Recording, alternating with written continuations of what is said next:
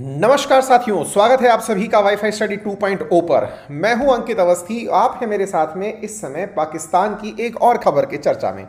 आप में से बहुत सारे साथी इस समय जो उपस्थित हैं उनके पीछे का सबसे बड़ा कारण है कि एक और बहाना आप नहीं छोड़ना चाहते पाकिस्तान की कहानी सुनने का। आइए शुरुआत करते हैं। पाकिस्तान को बिना लोन दिए लौट गई है आईएमएफ की टीम। ये जानकारी आज के सेशन में हम आपको बताने जा रहे हैं, लेकिन अभी तक इन्हें उम्मीद बाकी है। उम्मीद बाकी होने की कहानी भी बताएंगे, इन्हें सीने पर हाथ रखा हुआ भी समझाएंगे। फिलहाल के लिए कहा जा रहा है कि इनके 57,000 करोड़ का बेल आउट पैकेज जो है वो लटक ही गया है। बाकी जिन्हें नहीं पता है, इस खबर को आज के सेशन में हम विस्तार से सुनने वाले हैं। Bail out talk between IMF Pakistan and without deal बिना कुछ हुए ही अटक गया है। आइए आपको थोड़ा सा इतिहास बताते हैं, तब जाकर के आपको आज की इस खबर पर वापस लौटाकर लाएंगे, क्योंकि जिन्हें कुछ पता ही नहीं उन्हें आज के सेशन में ज़्यादा जानकारी के लिए बहुत ज़्यादा तरीके से पहले बैकग्राउंड पता हो तो मज़ा आएगा। चलिए शुरू करते हैं मेरे प्यारे साथियों। जैसा कि आप सभी यहाँ पर एक खबर देखते हैं जुलाई 2022 की, लगभग ये वो समय था जब इमरान खान जा रहे थे, शहबाज शरीफ आ रहे थे। सत्ता परिवर्तन के उस दौर में अमेरिका से सिफारिश लगाते हुए पाकिस्तान ने कहा कि हमें आप लोन दे दीजिए। किससे कहा? आईएमएफ से कहा। आईएमएफ कौन है? दुनिया की दो सबसे बड़ी बैंक जो कि दुनिया की सहायता के लिए जानी जाती हैं, उनमें से एक का नाम इंटरनेशनल मॉनेटरी फंड है तो दूसरे का नाम वर्ल्ड बैंक है। आईएमएफ ने कहा ठीक है, हम पाकिस्तान को लोन प्रोग्राम शुरू करेंगे जो कि इमरान के समय पर हमने होल्ड में डाल दिया था, और आप लोगों को अगस्त में $1.2 बिलियन का लोन दे देंगे। कोई बात नहीं, अब तिथियों पर गौर करते चलिएगा, कहानी आपको आगे स्वतः ही समझ में आ जाएगी। हम थोड़ा आगे बढ़ते हैं और खबर आती है 5 महीने पहले की, अगस्त 29 की। आप तिथियों को गौर करते चलिएगा। जुलाई के अंदर इन्होंने कहा था कि हम पाकिस्तान को लोन दे देंगे, और पाकिस्तान में आई नई सरकार को, जिसमें मिफ्ताह इस्माइल नाम के व्यक्ति वित्त मंत्री हुआ करते थे, उन्होंने ट्वीट करके जानकारी दी कि हमें लोन मिल गया है। और हमने आप लोगों के सामने एक सेशन भी किया था।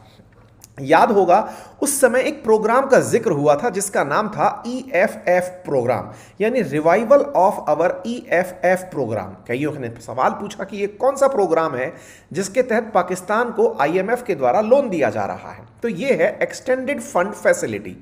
सामान्यतया जो देश अपने द्वारा पेमेंट क्राइसिस में होते हैं, यानी कि माल खरीदने की स्थिति में दूसरे देशों से नहीं होते, जिनका देश की इकोनॉमी कोलैप्स कर रही होती है, उनके लिए एक्सटेंडेड फंड फैसिलिटी आईएमएफ लाता है, जिसमें सामान्यतया 4.5 साल से लेकर 10 साल तक लोन चुकाने की फैसिलिटी बहुत कम ब्याज दरों पर दी जाती है।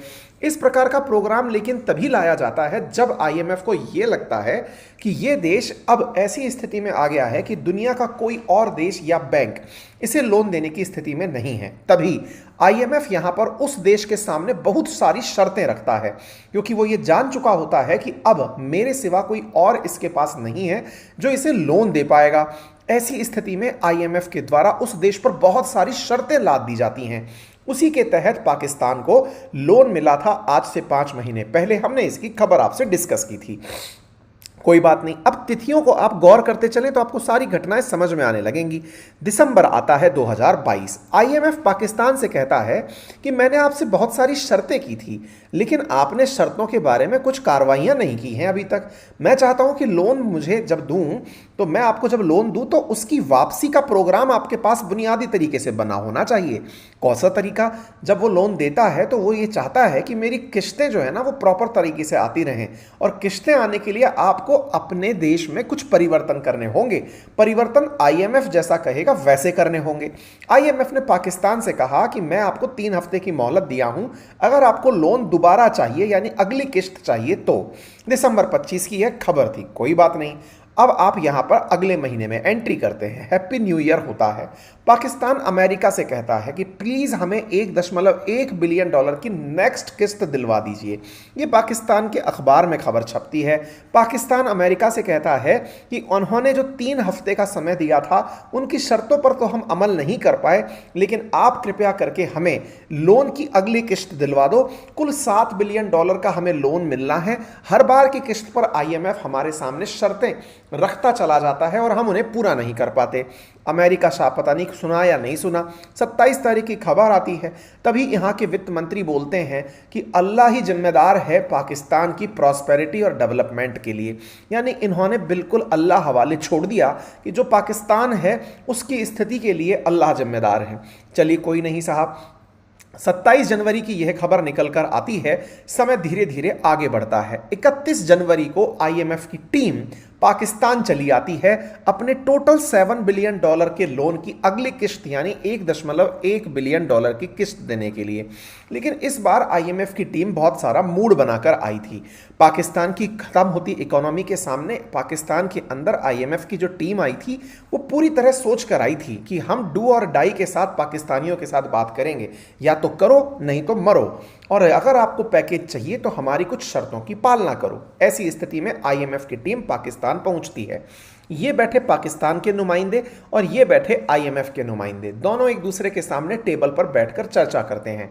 जनवरी 31 को टीम आती है, पूरे 10 दिन के लिए पाकिस्तान में रुकती है और पाकिस्तान की सरकार के लोगों से बात करती है कि हाँ भाई क्या बताओ, तुम अपनी कंडीशंस को मान पाओगे या नहीं मान पाओगे। होना क्या था, 10 दिन पूरे होने थे, और क्या होना था, हो गए 10 दिन पूरे।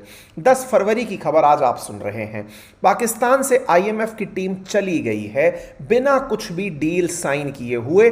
बस इन्हें यह बोलकर चली गई कि हम वर्चुअली आपसे कनेक्ट रहेंगे। वर्चुअली का मतलब जैसे आप मुझसे इस समय यूट्यूब पर कनेक्ट हैं, जैसे आप मुझसे सोशल मीडिया पर कनेक्ट रहते हैं, कुछ वैसे ही तुम्हारे साथ हम वीडियो कॉल करके चर्चा में रहेंगे। तुम्हारे साथ 10 दिन बैठ करके तो गुरु कुछ नहीं हो पाया, और तुम्हारा जो फिलहाल जो बैंक बैलेंस है वो $3 बिलियन से भी नीचे जा चुका है।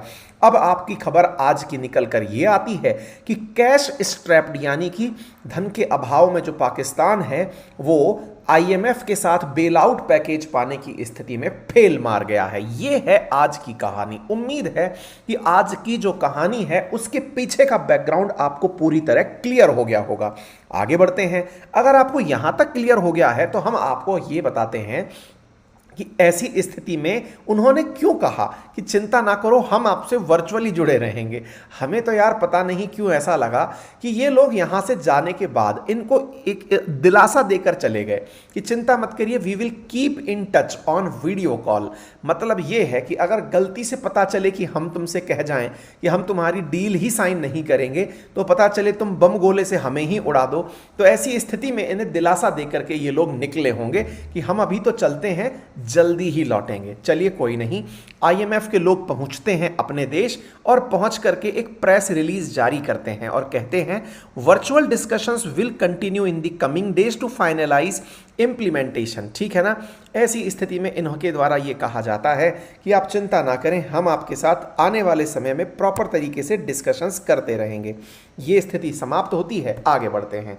फिलहाल स्थिति आईएमएफ वर्सेस पाकिस्तान के बीच में टाई स्थिति हो चुकी है, यानी दोनों में से कौन किस तरफ बढ़ेगा ये किसी को नहीं पता है। 10 दिनों के अंदर इन्हें जितने पैसे की जरूरत थी, अब वो स्थिति पाकिस्तान के अंदर से आईएमएफ की टीम निकल जाने के बाद लगभग अटक सी गई है। इस स्थिति में पाकिस्तान की वर्तमान सरकार के मंत्री इशहाक डार ने क्या कहा, आप सुन लीजिए। जो मामलात हैं जो तय पा गए, और आपको पता है कि 10 दिन एक्सटेंसिव डिस्कशंस थी, वो पावर के ऊपर भी थी, वो गैस सेक्टर के ऊपर भी थी, वो फिस्कल साइड पे भी थी, वो मॉनेटरी साइड पे भी थी, और इसमें हमारे स्टेट बैंक के गवर्नर भी इन्वॉल्व थे, मेरे अपनी जो पूरे साथी हैं टीम में वो भी, और दूसरे डिविजन्स भी, पेट्रोलियम। एक इंटरेस्टिंग बात बताता हूँ, ये बता क्या रहे हैं, ये बता रहे हैं कि जब आईएमएफ की टीम आई तो हमारे सारे के सारे लोग इन्वॉल्व थे। और आप यहाँ पर एक चीज़ देखो, यहाँ पर एक अलग समय का खेल चल रहा है। This government is working hard to implement and complete the agreement that Imran Khan government made with IMF. ये कौन है? वित्त मंत्री हैं पाकिस्तान के। क्या बोल रहे हैं कि हम लोग तो केवल इमरान खान के समय जो आईएमएफ के साथ डील हुई थी उसी को आगे बढ़ाने लगे हुए हैं। अरे भाई, सरकार अब आपकी है तो आपको क्या दिक्कत है कि इमरान खान ने जो डील की थी आप उसे क्यों बढ़ा रहे हो? मत बढ़ाओ ना, ये आप उसके ऊपर बिल क्यों फाड़ रहे हो? अजी बहुत बड़ी कहानी है इनके यहाँ पर। कहानी ये है कि आईएमएफ इनसे जो कहानी कह के गया है कि बेटा तुम्हारे यहाँ पर पेट्रोल के दाम बढ़ाओ, डीजल के दाम बढ़ाओ, टैक्सेस बढ़ाओ, ऐसी स्थिति में इन्हें पता है कि इनका विरोध होगा, और जब इनका विरोध होगा तो इमरान खान सड़कों पर आएंगे, और सड़कों पर आएंगे तो इनकी सरकार गिर जाएगी, सरकार गिर जाएगी तो इमरान खान पुनः सरकार को संभाल लेंगे। और ऐसी स्थिति में इन्होंने अभी से फील्डिंग जमाना शुरू कर दिया है।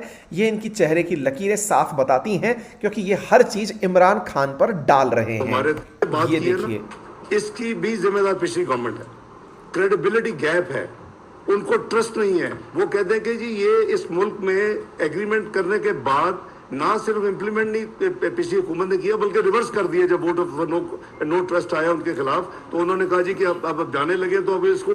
ये बात जब मैं बोलता हूं तो लोग मानते नहीं है, कहते हैं आप मजाक बहुत बनाते हो। यहाँ के वित्त मंत्री खुद कहते हैं, कई पाकिस्तान प्रेमियों ने हमारे वीडियोस को बहुत रिपोर्ट किया है। मेरे खुद के जो पर्सनल पे चलने वाले वीडियोस हैं वो प्राइवेट बेचारों ने लगा कर रिपोर्ट कर करके, पर मैं भी हूँ कि कमी नहीं छोड़ रहा हूँ इनकी इज्जत देने में।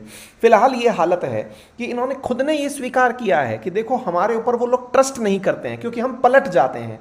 वो लोग हमें लोन देते हैं, हम पलटी मार जाते हैं। इन्होंने ये जो बातें कही हैं, इस बात का हवाला यहाँ के पूर्व जो एक्स आर्मी चीफ हैं, जिनका नाम है जावेद बाजवा, वो भी बोल रहे हैं कि देखो इमरान खान सरकार में वापस नहीं आना चाहिए। अगर वो आ गया तो पाकिस्तान और बुरी हालात में पहुंच जाएगा। इसका मतलब ये आगे तक कैलकुलेट कर पा रहे हैं कि आईएमएफ की अगर शर्तें मान ली तो शहबाज शरीफ सरकार को इंटरेस्ट रेट बढ़ानी पड़ेंगी।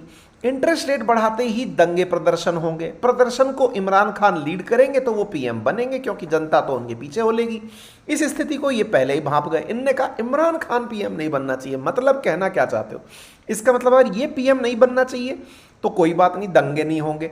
दंगे नहीं होंगे इसका मतलब शहबाज शरीफ सरकार लोन की इंटरेस्ट रेट नहीं बढ़ाएगी। इंटरेस्ट रेट नहीं बढ़ाएगी इसका मतलब आईएमएफ की शर्तें नहीं मानेगी। मतलब क्या हुआ? कर्जा नहीं मिलेगा। इनके तो दोनों तरफ कुआं और खाई वाली सिचुएशन हो रखी है। तो पाकिस्तान के मंत्रियों के द्वारा जो बयान दिए जा रहे हैं वो बड़े ही ऊल जलूल हैं। उन्होंने कहा कि आईएमएफ की टीक हमसे कहकर गई है कि हम हेडक्वार्टर से डील फाइनल होने के बाद आपको बताएंगे। इन्होंने यहां पर कोई भी स्टाफ लेवल एग्रीमेंट हमसे नहीं किया। अच्छा, बाय द वे, ये स्टाफ लेवल एग्रीमेंट होता क्या है? असल में आईएमएफ जब भी किसी देश के साथ डील करता है तो पहले वो आदमियों के बीच, भाई 10 आदमी तुमने पाकिस्तान वालों ने बिठाए, 10 उधर से आईएमएफ वालों ने बिठाए, तो इनके बीच में एक एग्रीमेंट साइन होता है।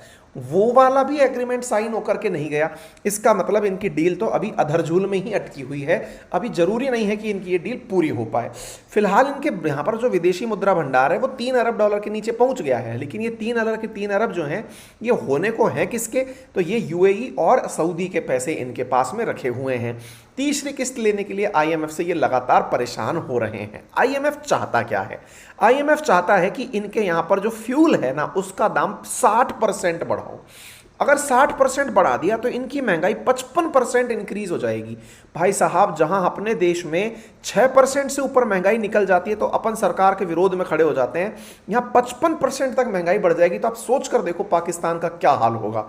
पाकिस्तान की सरकार को आईएमएफ कह के गया है कि आप कर्जा मतलब इनके ऊपर टैक्स लगा के 170 बिलियन रुपीस का टैक्स लगाओ, तब जाकर के हम आपको $1.1 बिलियन पैसा धन देंगे।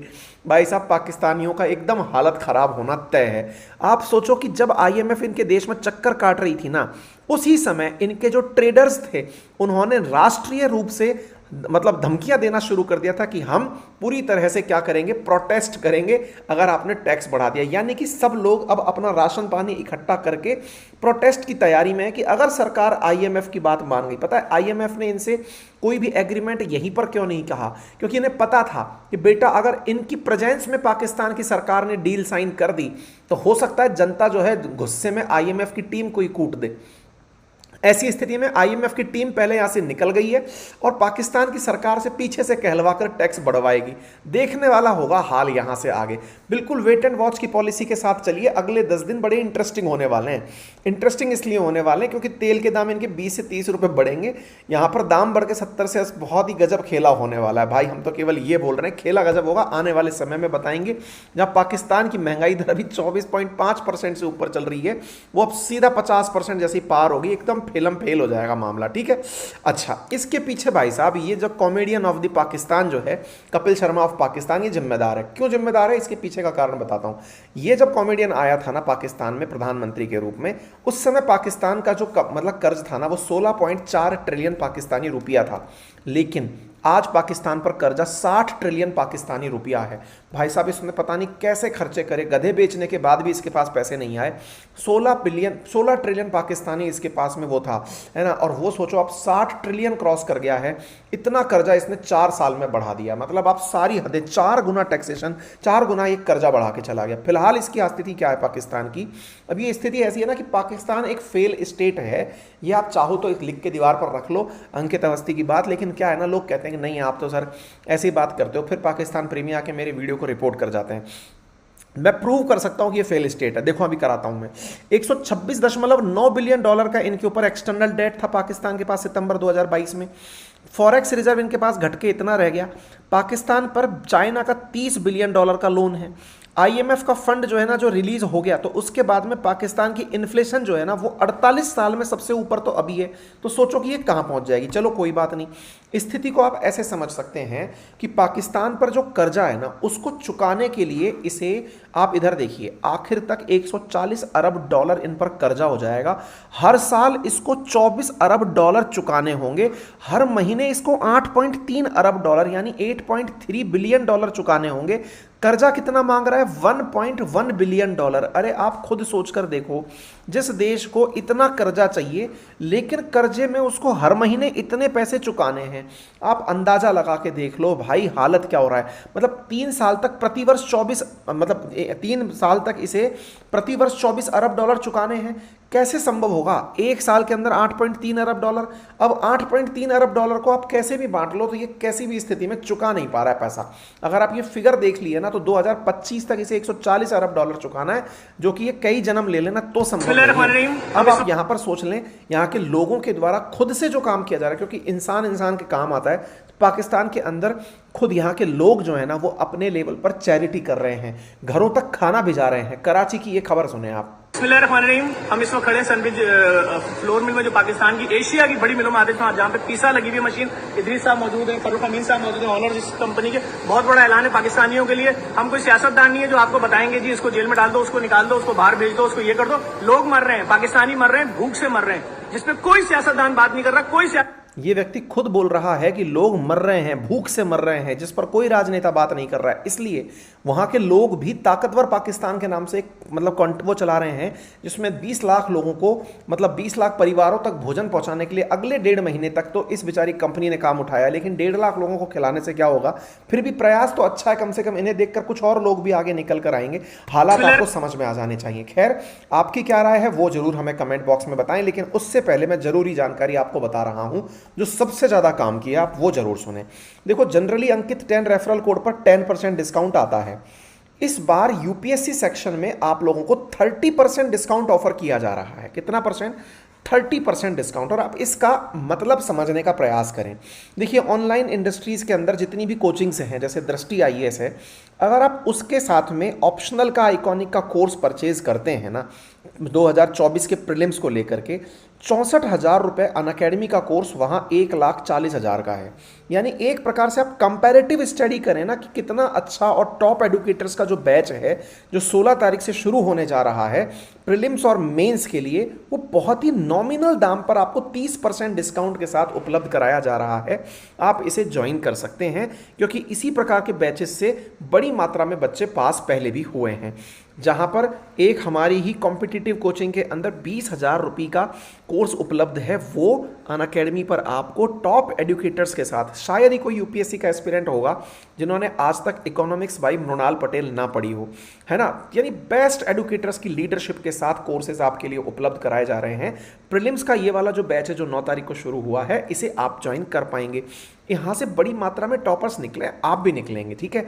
और तो और आप इन कोर्सेज को लेने के लिए 0% ब्याज पर ईएमआई सुविधा का लाभ भी ले सकते हैं। तो फिर देरी किस बात की, अभी जाइए और अपना कोर्स बुक करा लीजिए, ठीक है।